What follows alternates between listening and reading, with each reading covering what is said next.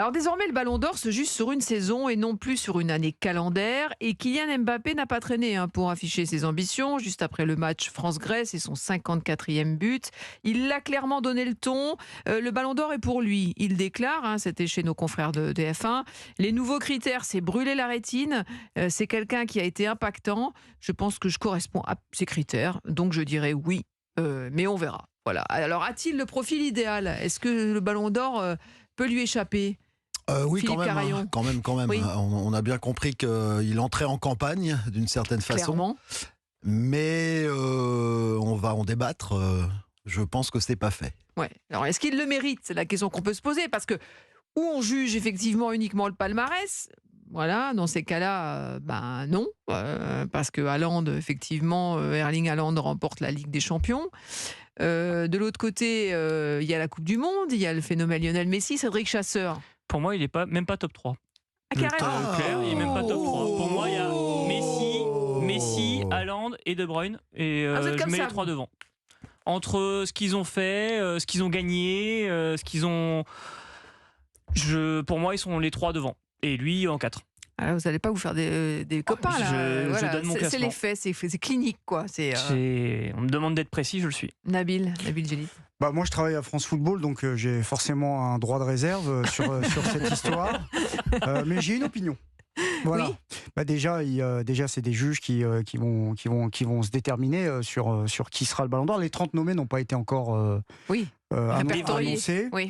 On sait que c'est le 30 octobre, je crois. Je crois que ça a été annoncé, le 30 octobre, la remise du Ballon d'Or. Je ne sais pas où. Bon, les dernières fois, c'était au Théâtre du Châtelet. Moi, je crois qu'il dans ce genre de situation, il est mieux que ce soit les autres qui fassent campagne pour vous que vous-même, quoi. C'est Oui. ce que j'ai un peu retenu de l'histoire. Oui, parce que ça peut passer pour de l'arrogance. Surtout que ça peut passer comme celui qui force un peu la main à ceux qui votent, quoi, tout simplement, quoi. Et je pense que c'est pas aux joueurs de dire ce qu'eux méritent ou méritent pas. Maintenant, moi j'aime bien, c'est les critères, c'est brûler la rétine, c'est quelqu'un qui a été impactant. Mais il a raison là-dessus. Il y a des nouveaux critères, Nabil. Oui, il y a des nouveaux. Alors je les ai pas. Qui correspondent justement Oui, alors, ce côté spectaculaire. Les performances individuelles, le caractère décisif et impressionnant des prétendants. Voilà.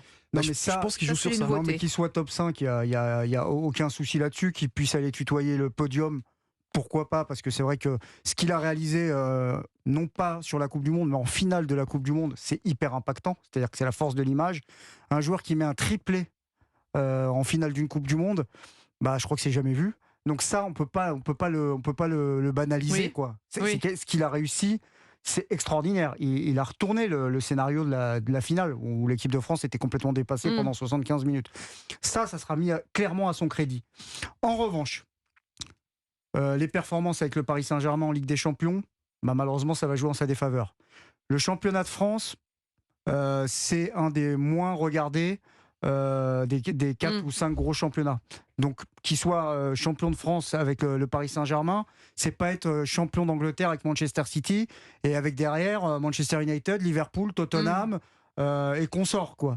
Donc ça joue pas non plus en sa faveur. Et ensuite, il y a le nombre de buts. Ensuite, il y a les stats, mais les stats dans quelle compétition ?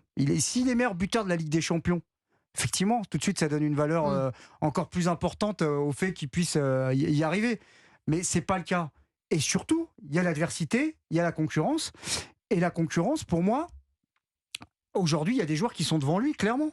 Il y a un joueur avec qui il a joué cette saison, Paris Saint-Germain, qu'il doit connaître, qui s'appelle Lionel Messi, qui a été champion du monde avec l'Argentine. Bon, déjà, lui, il va lui passer devant, dans un monde normal. Et puis, alors, il y a les joueurs de Manchester City qui ont tout gagné. Alors, la chance qu'il peut avoir, c'est qu'en fait, ce qui se passe parfois, ce qui s'est passé d'ailleurs l'année où Liverpool a un petit peu tout raflé, c'est qu'il puisse y avoir une dispersion des votes. Ça s'annule un peu. Ouais. Voilà. C'est-à-dire qu'en gros, tu as raison. On va rappeler qui vote, peut-être. Nabil Djellit, on va peut-être rappeler qui vote. Des jurés désignés par France Football, un collège de jurés, donc des gens qui travaillent dans la presse internationale. Voilà, où il y a plus 100 votants. Voilà, selon les classements FIFA, vous êtes votant et de votre pays. Et il y a une dispersion des voix. Par exemple, Messi, il avait gagné d'un rien, je ne sais pas si vous vous souvenez, face à Van Dijk, Salah et Mané. L'année où Liverpool remporte la Ligue des Champions.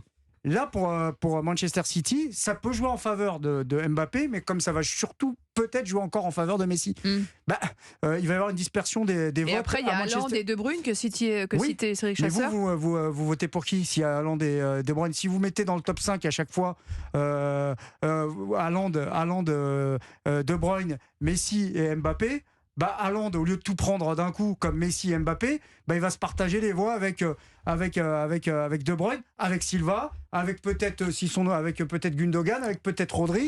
Voilà. Donc je pense que ce qui peut faire que Mbappé puisse se retrouver pas trop loin du podium, c'est justement ces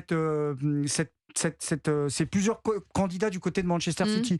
Mais honnêtement, pour moi, il peut pas être Ballon d'Or. Ouais. Je veux dire, qu'il ait le potentiel pour être Ballon d'Or, il n'y a aucun souci. Mais il ne peut pas être Ballon d'Or sur sa saison. Il n'est pas champion du monde. En Ligue des Champions, ça a été un four. Le championnat de France, c'était pas terrible. Ouais. Surtout la deuxième partie de saison. Après, la Coupe du Monde, il connaît sa première blessure au creux de l'hiver. Il a un vrai coup de moins bien autour de son retour. Il revient peut-être un peu trop vite à cause de la Ligue des Champions. Il y a quand même 2, 3, quasiment 4 mois où il est un peu plus en dedans, et après la Coupe du Monde où ses stats, hormis je me souviens sur le nombre de buts qu'il avait marqué, heureusement qu'il y avait les 5 contre Pays de Cassel, parce que sinon c'était un peu problématique.